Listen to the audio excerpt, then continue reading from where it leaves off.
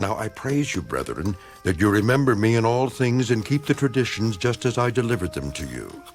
But I want you to know that the head of every man is Christ, the head of woman is man, and the head of Christ is God.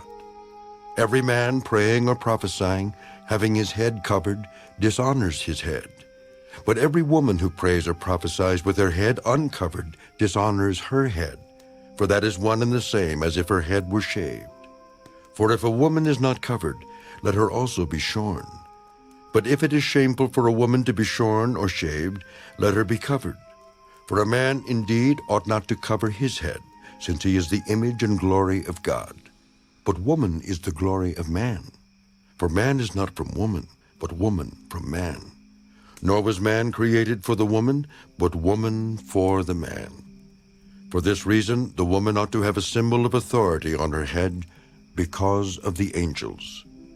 Nevertheless, neither is man independent of woman, nor woman independent of man in the Lord. For as woman came from man, even so man also comes through woman. But all things are from God. Judge among yourselves, is it proper for a woman to pray to God with her head uncovered? Does not even nature itself teach you that if a man has long hair, it is a dishonor to him? But if a woman has long hair, it is a glory to her, for her hair is given to her for a covering. But if anyone seems to be contentious, we have no such custom, nor do the churches of God. Now, in giving these instructions, I do not praise you, since you come together not for the better, but for the worse. For first of all, when you come together as a church, I hear that there are divisions among you, and in part I believe it. For there must also be factions among you, that those who are approved may be recognized among you. Therefore, when you come together in one place, it is not to eat the Lord's Supper. For in eating, each one takes his own supper ahead of others, and one is hungry and another is drunk. What? Do you not have houses to eat and drink in? Or do you despise the church of God and shame those who have nothing? What shall I say to you? Shall I praise you in this? I do not praise you.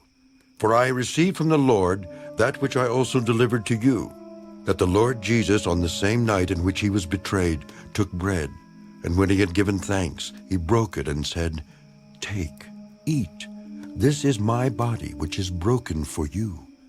Do this in remembrance of me."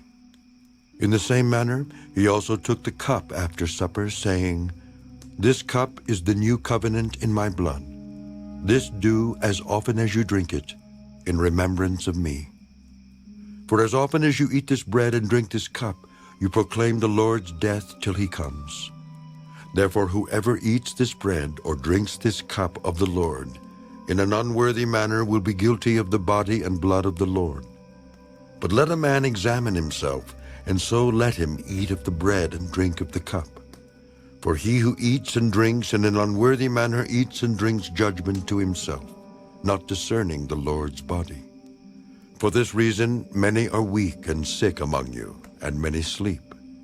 For if we would judge ourselves, we would not be judged. But when we are judged, we are chastened by the Lord, that we may not be condemned with the world. Therefore, my brethren, when you come together to eat, wait for one another. But if anyone is hungry, let him eat at home, lest you come together for judgment. And the rest I will set in order when I come.